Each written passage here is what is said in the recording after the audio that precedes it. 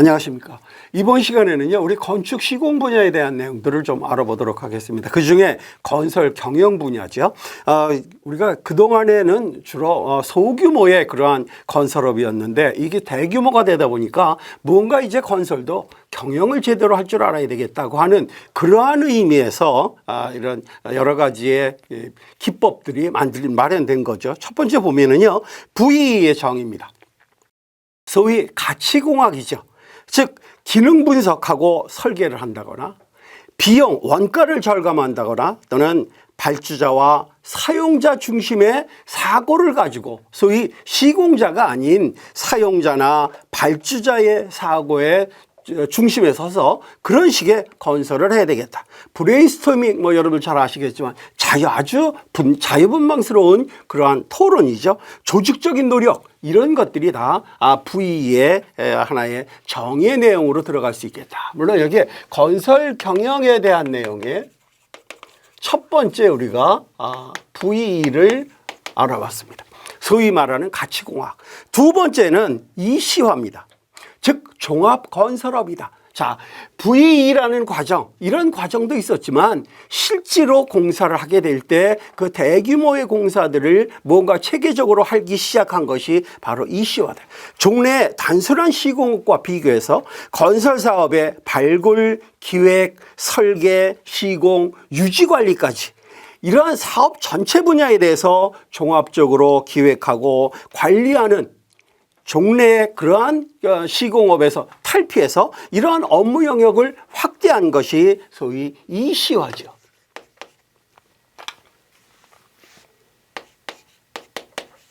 이걸 우리가 우리말로 표현한다면 종합건설업입니다. 자, 세 번째 보면은 CIC입니다. VE라든가 이시화를 거쳐서 CIC라고 하는 소위 말하면 컴퓨터를 이용을 한다는 거죠. 컴퓨터를 이용을 해서 건설산업 정보의 통합화 생산을 우리가 CIC라고 규정하고 있죠. 그래서 이런 발전 단계를 거쳐오고 있는 겁니다. CIC를 보면 건설 프로세스의 효율적인 운영을 위해 형성된 개념이다. 즉 건설 과정을 효율적으로 운영을 할 수 있어야 되겠다고 하는 거죠. 그래서 건설 생산에 초점을 맞추고 이에 관련된 계획, 관리, 엔지니어링, 설계, 구매, 계약, 시공, 유지 및 보수 등의 요소들을 주요 사상으로 하고 있는 것이 CIC다. 또 CIC의 정의를 한번 더 보면은요, 조금 더 쉽게 풀어놨습니다. 컴퓨터, 정보통신 및 자동화 생산, 조립기술 등을 토대로 해서 건설 행위를 수행하는 데 필요한 기능과 인력들을 유기적으로 연계시켜서 건설업체의 업무를 각 회사의 특성에 맞게끔 최적화시키는 거다. 그러니까 CIC도 역시 A라는 과정, B라는 과정을 거쳐왔다는 거죠.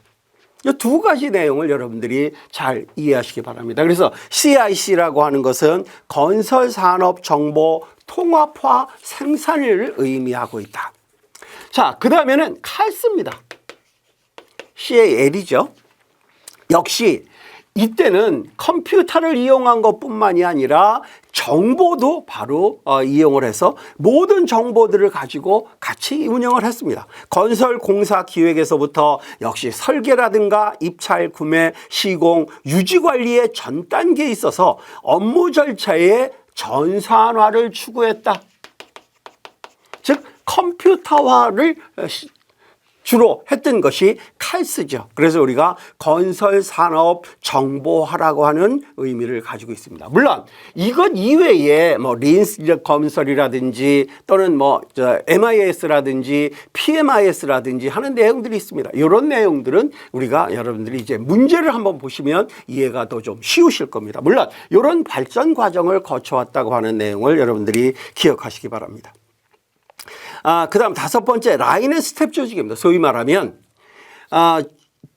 이런 조직을 시스템의 조직을 갖게 되는데 그 중에 하나가 바로 라인 앤 스텝 조직이다. 즉 목적은 뭐냐? 공사기간을 단축하기 위한 목적이다. 공정에 따른 부분적인 완성된 도면만을 가지고 각 분야 전기라든가 기계, 토목이라든가 건축 이런 분야들의 전문가들을 구성해서 소위 말하는 패스트트랙 공사를 진행하기에 적합한 구조로 되어 있는 조직이 라인 앤 스텝 조직, 원래 라인 조직, 스텝 조직 뭐 이런 조직들을 가지고 있는데 상하관계, 좌우관계, 수평관계를 우리가 따져보죠. 그래서 수평관계와 수직관계를 같이 가지고 있는 것이 라인 앤 스텝 조직이다 그랬습니다. 이런 조직에 대한 내용들, 이런 내용들도 같이 좀 알아봤습니다. 자, 두 번째, 건설 계약과 공사 관리입니다.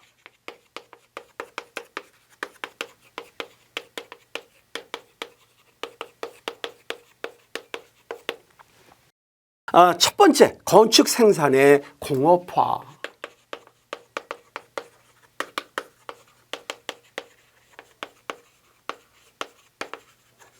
말하자면 대량 생산이죠. 대량 생산을 좀 해야 되겠다. 결국 현장 작업을 가능한 한 감소해야 되겠다. 현장 작업이 많다고 하는 것은 생산의 공업화가 아니라 현장화의 의미를 가지고 있죠. 그래서 이 현장에서 작업하는 인력이라든지 또는 품이라든지 또는 일거리라든지 이런 것들을 줄여주는 것이 건축 생산의 공업화의 목적이다. 작업의 반복을 가능한 많이 하면서 작업의 표준화를 만든다. 즉 작업량을 최소화한다. 그중에서도 현장 작업을 최소화하는 것이 이 건축 생산의 공업화의 목적이죠. 두 번째 보면 건설 클레임, 소위 말하면 불평불만이죠. 여기에 따르는 분쟁 클레임과 분쟁에 대한 내용. 클레임의 접근 절차, 사전 평가 단계를 거치고 근거 자료의 확보 단계를 거치고 자료 분석 단계, 문서 작성 단계, 청구 금액, 산출 단계, 문서 제출 단계 이런 과정을 거쳐서 소위 말하는 건설 클레임, 우리 불평불만을 가지고 분쟁이 일어났을 때 이걸 어떻게 해결하느냐 그 해결 단계입니다.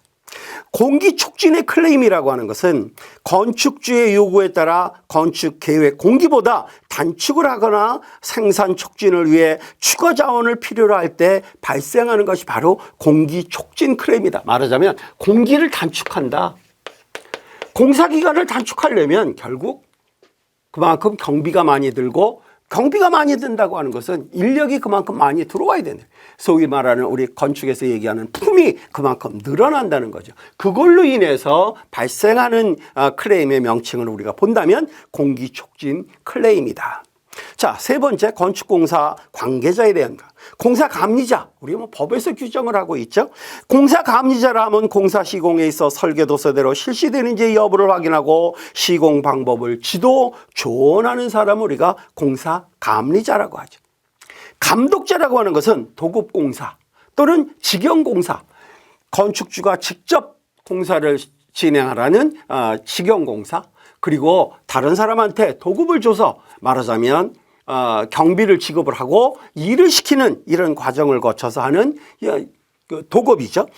도급공사나 직영공사에 있어서 건축주가 지정하는 감독 책임 기술자로서 현장 감독을 하는 사람을 우리가 감독자라고 정의하고 있다. 자, 공사 감리자와 감독자의 구분을 잘 하셔야 되는 거죠.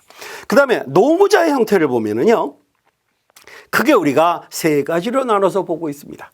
직용노무자, 그 다음에 정용노무자 또는 임시고용노무자 또는 날품노무자, 하루만 쓰는 이러한 노무자들을 의미하죠.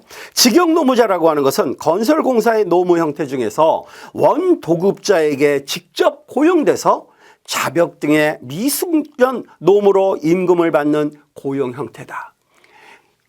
이 소위 말하면 노무자인데 이 노무자는 도급업자한테 소속이 돼 있다. 그래서 거기서 월급을 받겠죠. 봉급을 받는 이런 노무자를 우리가 직영노무자라고 한다.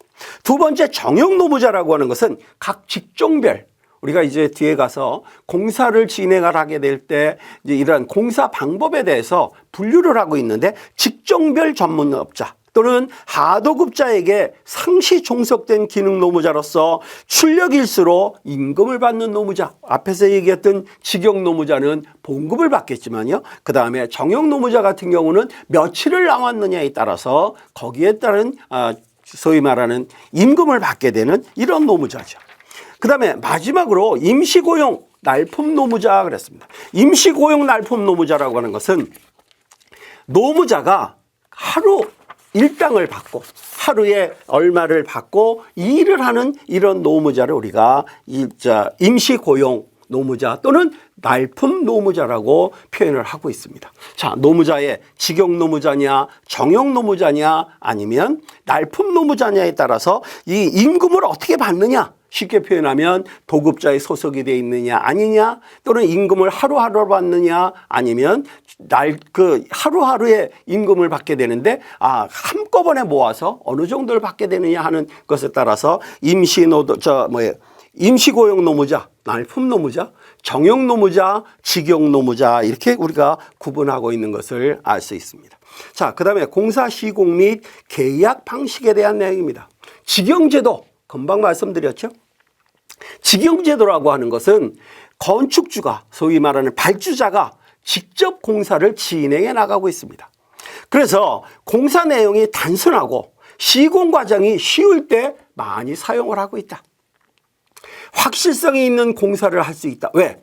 주인의, 발주자의 또는 이 건축주의 의도에 맞게끔 모든 공사를 할 수가 있다는 거죠. 입찰 및 계약의 번잡한 수속을 피할 수 있는 그러한 장점이 있다. 그러나 경험이 부족하기 때문에 공사비가 증대된다든가 공기가 연장되는 이러한 문제를 일으키는 것이 바로 직영제도다. 자, 직영제도와 도급제도로 우리가 구분을 할 수 있습니다.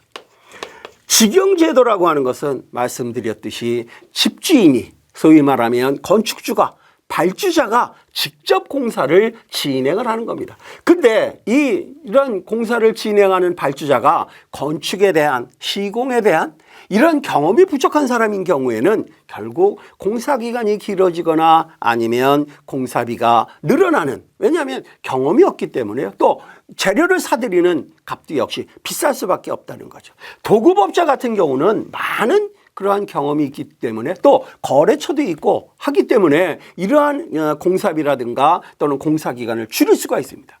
근데 직영 노무자 같은 경우는 직영하는 이러한 직영 공사의 경우에는 노무자 수급하기도 그렇게 쉬운 게 아니라는 거죠. 그래서 이러한 직영이라고 하는 것이 자기가 원하는 그러한 공사를 진행할 수 있는 장점이 있긴 하지만, 그러나 공사비나 공사기간이 길어진다고 하는 것에 대한 단점을 같이 가지고 있다. 자, 그 다음에 이 공사 방식, 도급 방식을 우리가 구분을 할 때 크게 공사 실시 방식에 의한 도급 방식, 그리고 도급 금액 결정 방식에 의한 도급 방식, 이렇게 우리가 나눠서 보고 있습니다. 즉, 공사를 어떻게 실시할 거냐? 소위 말하면 일식도급, 총도급, 분할도급, 공동도급 이렇게 우리가 세 가지로 말하고 있습니다. 이 중에 일식도급이라고 하는 것은 이 공사 전체를 진행을 해서 완성시키는데 얼마의 공사비를 주겠다. 그리고 시공자 역시 그 돈을 받고 모든 공사를 다 진행하는 겁니다. 그렇다면 여기서 나타나는 장단점을 여러분들이 이해하실 수 있을 거고요. 그 내용은 이제 조금 이따 보도록 하겠습니다. 그 다음에 분할도급, 쉽게 말하면 분야별로 나눠주는 겁니다. 전기면 전기 또는 지역이면 지역 이런 식으로 나눠주죠. 나눠서 공사를 할 수 있게끔 만들어주는 그러한 도급, 분할도급입니다. 공동도급이라고 하는 것이 또 있죠. 요거는 이제 좀 이따 우리 먼저 일식도급과 분할도급에 대한 내용을 먼저 설명하도록 하겠습니다. 일식도급이라고 하는 것은 건축공사 전체를 도급자 한 사람에게 도급을 주는 제도다. 아마 여러분들 가끔 뉴스를 통해서 보실 겁니다. 원도급자가 계속해서 하도급을 주죠. 그러니까 결국 공사비는 점점 줄어드는 것이고 마지막 도급을 받은 업자는 결국 이익을 남기기 위해서는 부실한 공사를 할 수밖에 없다는 그런 문제들이 야기됩니다. 그래서 그러한 이 도급을 주는 제도인데 일식도급자, 즉 일식도급자라고 하는 것은 자기 자신이 직접 공사 전체를 완성하지를 않고, 원래는 완성하는 거 원칙입니다. 그러나 그렇지 않고 그 공사에 적당히 나눠서 또는 그 분야별로 나눠서 다른 사람들을 고용을 해서 그 사람들한테 다시 도급을 주게 되는 거죠. 그래서 전문직의 하도급자에게 시공하게 하고 전체 공사를 감독해서 완성시키는 것이 보통이다. 원칙은 아니다는 겁니다. 그러나 그렇게 다 혼자 할 수 있는 것이 아니기 때문에 이렇게 분할해서 하고 있다. 장점을 보면 계약 및 감독이 비교적 간단하고 전체 공사를 원활하게 진척시킬 수 있을 뿐만 아니라 하도급의 선택이 쉽다. 자기 마음대로 할 수 있는 겁니다. 그러나 단점이 바로 뭐냐? 하도급의 금액이 원도급의 금액에 비해서 굉장히 낮아진다는 거죠. 그러면 그 마지막에 하도급을 받은 사람 입장에서는 이익을 남기기 위해서는 결국 공사가 조잡해지고 공사를 제대로 진행을 안 할 수가 있다는 거죠. 거기에 따르는 문제점들이 크다는 겁니다. 자, 두 번째, 분할도급입니다. 즉 공종별로 나누느냐 아니면 직종별로 나누느냐 공정별로 나누느냐 공구별로 나누는 겁니다. 자, 그래서 전문 공정별 분할도급이라고 하는 것은 기업주와 시공회사 의사소통이 잘 되지만 공사 전체 관리가 어렵다는, 왜? 분야별로 나눠놨기 때문입니다. 두 번째, 공종별입니다. 설계 완료분만 발주하거나 예산 배정상 구분될 때, 즉 예산을 한꺼번에 다 투입을 할 수 없을 때 그때 분리해서 한다는 거죠. 정지, 구체, 마무리 공사 등의 과정별로 나누어 도급을 주는 방식, 공정별 분할도급이죠. 세 번째, 직종 공정별 분할도급입니다. 직종, 그 다음에 공정, 요것들에 따라서 우리가 나눠주는 영역들이요. 크게 보면 이제 마지막에 공규별 분할도급이라고 하는 것은 아마 여러분들이 지하철 공사를 한다든지 이런 거 할 적에 몇 공구 하는 걸 써놓은 걸 보셨을 겁니다. 바로 그겁니다. 대규모 공사에서 지역별로 전체를 다 썼기 때문에 지역으로 나누어서 지역별로 공사를 분리하여 발주하는 경우에 주로 사용되고 있는 것이 공구별 분할도급입니다.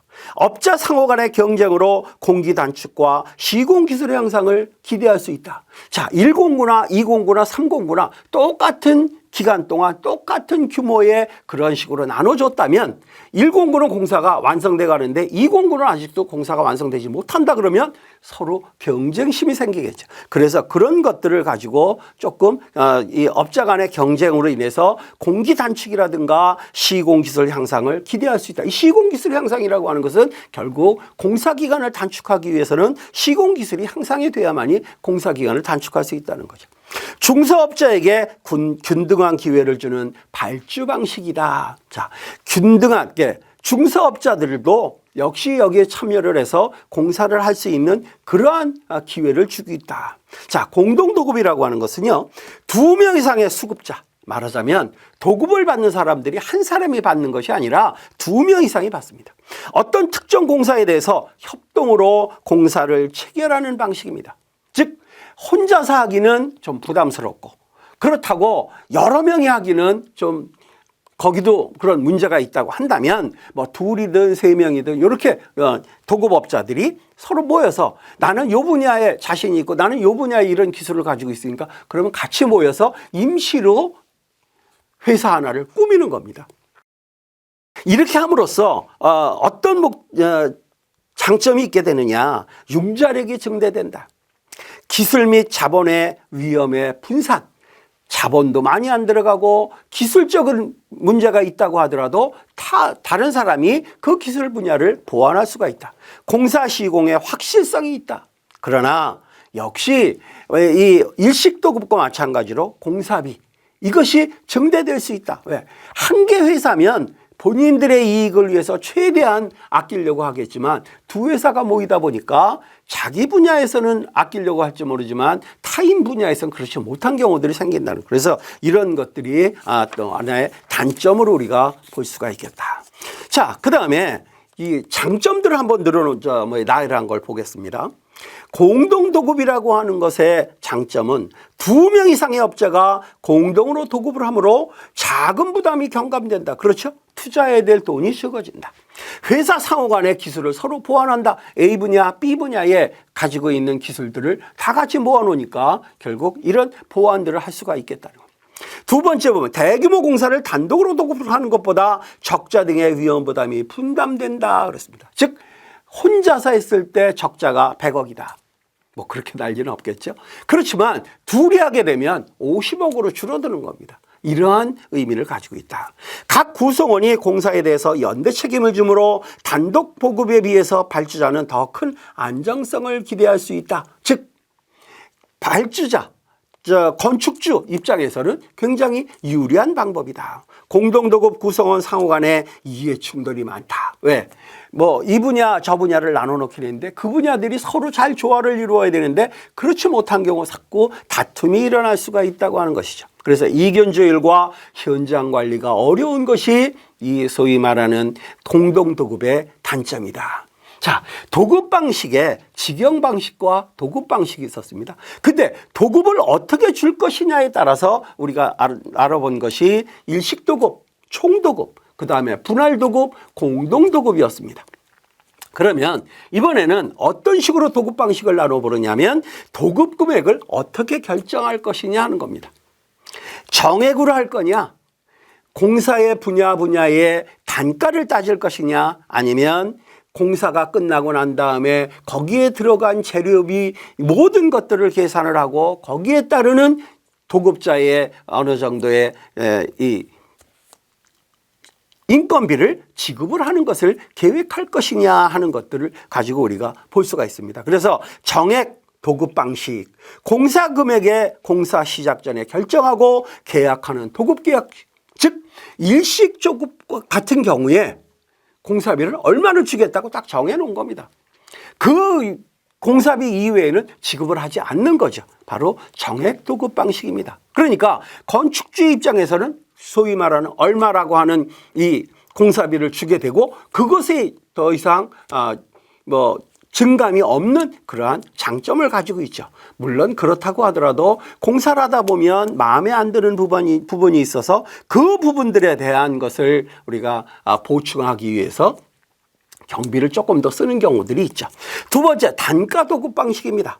단가 도급 방식은 공사 금액을 구성하는 물량 또는 단위 공사 부분에 대한 단가만을 결정을 해주고 공사 완료 후에 실시 수량의 확정에 따라 정산하는 방식입니다. 우리가 아주 비근한 예로 소위 말하면 돌을 싸다 놓고 돌을 몇 박스를 쓸 거냐, 돌을 붙이는데 한 박스 붙이는데 얼마, 근데 그 돌을 몇 박스 붙였느냐에 정산을 하게 돼요. 이런 하나의 비근한 예가 될 수 있습니다. 긴급 공사 시 또는 수량이 불명확할 때 간단히 계약할 수 있다. 설계 변경에 의한 수량의 증가가 아주 용이하다. 즉 건축주가 원하는 대로 얼마든지 바꿔서 할 수 있다는 거죠. 공사비 예측이 불가능해서 공사비가 증대될 수 있으며 간단한 공사에 적용하는 것이 좋다. 그렇죠? 눈에 보이는 그러한 공사가 가장 좋겠다. 단가 도급 방식은 도급 방식 중에 가장 빨리 착공할 수 있다. 왜? 단위 공사비만 결정하면 되기 때문입니다. 단가 도급은 공사가 완성되기까지 소요되는 총 공사비 예측이 어려워서 공사비가 쉽게 확정되지 않는다. 그렇죠? 단가를 따졌는데 그 단가에 대한 내용이 정확하게 나왔다면 우리가 공사비 계산할 겁니다. 근데 그것이 나오질 못하기 때문에 우리가 단가 도급을 주게 된 거거든요. 그래 단가 도급을 줬을 때 결국 공사비 예측도 되지 않을 뿐만 아니라 공사비가 쉽게 확정 안 되니까 건축주 입장에서는 얼마가 들어갈지 하는 것들을 예측하지 못하는 단점이 있다는 거죠. 세 번째 봅니다. 실비청산 또는 실비정산이라는 표현이 있습니다. 보수가산 도급 방식입니다. 즉 실비청산 보수가산 도급 방식이라고 하는 것은 부실공사, 폭리 등 도급자가 건축주의 입장에서 불이익이 없이 가장 정확하고 양심적으로 건축공사를 충실하게 수행하는, 즉 사회정의상 이론적으로 가장 이상적인 도급 계약의 형태입니다. 즉 공사를 하고 이 공사를 할 때 들어간 돈이 얼마다, 그것에 대해서 임금을 몇 퍼센트 주겠다고 하는 것을 결정을 합니다. 그래서 실비 정산, 실제로 들어간 비용에 따르는 정산을 해서 보수를 주게 되는 방식, 실비 정산, 보수, 가산 방식입니다. 특징을 보면 설계와 시공이 중첩되어 가능한 단계별 시공이 가능하고, 어떤 의미에서 보면 이 소위 말하는 단가 도급하고 유사한 경우들을 조금 볼 수가 있겠죠. 복잡한 변경이 예상되거나 긴급을 요하는 공사에 아주 적합한 것이 실비정산, 보수가산, 도급 방식이다. 계약 체결 시 공사 비용의 최대값을 정하는 최대 보증한도 실비정산, 보수가산 계약 방식도 있다. 그러니까 실비정산을 하긴 하는데 여기에 들어가는 돈이 무제한으로 되어 있는데 그 무제한에 따르는 비율로만 따질 것이 아니라 비율과 총액, 보수 금액의 총액을 기준으로 두고 있는 이런 방식이 있다는 거죠. 자, 그래서 지금 우리가 앞에서 직영 방식과 도급 방식을 알아봤는데, 도급 방식에는 공사를 어떻게 진행할 것이냐, 그 다음에 그 돈을 어떻게 지불할 것이냐에 따라서 우리가 분할 도급이냐 아니면 총도급이냐 아니면 공동도급이냐로 구분할 수가 있었고요. 돈으로 따져본다면 한꺼번에 다 주는 정액이냐 아니면 공사 단위별로 주게 되는 단가도급이냐 아니면 전체 들어간 실비를 따져서 거기에 일정 비율의 보수를 주는 그런 방식이냐 하는 것을 우리가 볼 수가 있습니다. 자, 그 다음에 성능 발주 방식이라고 하는 겁니다. 소위 말하면 건축주가 제시하는 기본 조건이 있습니다. 면적이라든가 용도, 환경 이런 데 맞게 도급자가 제시한 시공법이다. 즉 건축주가 이러이러한 조건을 제시했을 때 그때 도급자가 나는 이러이러한 방식으로 하겠다. 그래서 공사비 등을 대상으로 심사해서 적격자에게 시공하는 방법, 그 요구 성능을 실현하는 발주 방식, 성능 발주 방식입니다. 자, 그 다음에 업무 범위에 따르는 계약 방식이 있습니다. 업무 범위에 따른 계약 방식의 종류에는 턴키 도급, 공사 관리 계약 방법, 프로젝트 관리 방법, BOT 방법, 파트너링 방식, 이 5가지 정도가 있습니다. 자, 턴키 도급이라고 하는 건 뭔가? 설계, 시공, 일괄 계약 방식입니다. 즉 쉽게 표현하면 건물을 짓는데 나는 턴키입니다. 키를 돌리기만 하면 된다. 건물이 완성된 다음에 키를 받아서 난 돌리고 들어가면 된다고 하는 겁니다. 그때까지의 모든 책임을 져주는 방식이 턴키 도급입니다. 주문받은 건설업자가 대상 계획의 기업, 금융, 토지 조달, 설계, 시공, 기계기구의 설치, 시운전까지 주문자가 필요로 하는 것을 조달해서 주문자에게 인도하는 도급 계약 방식입니다. 그러면 도급자는 키만 받아서 키를 열고 들어가서 모든 기재들이라든가 모든 것들을 사용할 수 있게끔 만들어 놓는 겁니다. 시공공사 참여에 의한 설계로 합리적인 시공이 가능하고 신공법이나 공사의 내실화를 기할 수 있다는 장점이 있습니다. 그러나 장점만 있는 것이 아니죠. 최저 낙찰가로 품질 저하를 초래하게 되고 우수한 설계 의도의 반영이 힘들다 뿐만 아니라 건축주의 의도가 반영이 잘 되지 않을 그런 경우도 없지 않아 있다는 겁니다. 자, 두 번째 프로젝트 관리 방식입니다. 발주자의 요구 조건에 맞춘 관리 방식, 소위 말하면 성능 발주 방식과 유사한 경우죠. 사업계획에서 시운전까지 모든 활동의 계획, 통제, 관리 등에 필요한 사항을 관리하는 방식이다. BOT 방식이라고 하는 것은 민간 부분이 주도를 해서 사업을 설계하고 시공하고 그 다음에 일정 기간 동안 시설물 운영해서 투자한 금액을 회수하고 그리고 나서 시설물을 운영권을 무상으로 정부나 사회단체에 넘겨주는 방식입니다. 즉 설계 시공을 하고 거기에 건물을 짓게 되고 시설을 완공하고 그리고 그거를 운영해서 본인들이 원하는 이익금을 투자금을 다 회수하고 그리고 나서 그것을 발주했던 발주자에게 소유권을 이전해주는 방식, BOT 방식입니다. 즉 민간이 투자를 하는 것. 물론 BOT뿐만 아니라 BTO, BOO 여러 종류가 있긴 합니다. 자, 그 다음에 마지막으로 파트너링 방식입니다. 발주자가 직접 설계와 시공에 참여해서 이건 발주자가 직접 참여를 합니다. 그래서 발주자, 설계자, 시공자 및 프로젝트 관리자들이 한 팀이 돼서 공사를 완성하는 방식, 이것을 우리가 파트너링 방식이라고 합니다. 자, 앞에서 얘기했던 공사 수행 방식에 따라서 어떤 방식이냐, 그 계약 방식들을 분류해 놨죠. 여러분들 전통적인 계약 방식, 도급 방식의 공사비 지불이냐, 공사 실시 방식이냐, 직영 방식이냐, 그리고 업무 병행에 따른 방식이냐로 이렇게 구분해 놨습니다. 여러분들 도표를 보시면 앞에 얘기했던 내용들을 우리가 바로 이해하실 수가 있을 겁니다. 이번 시간 여기서 마치도록 하겠습니다.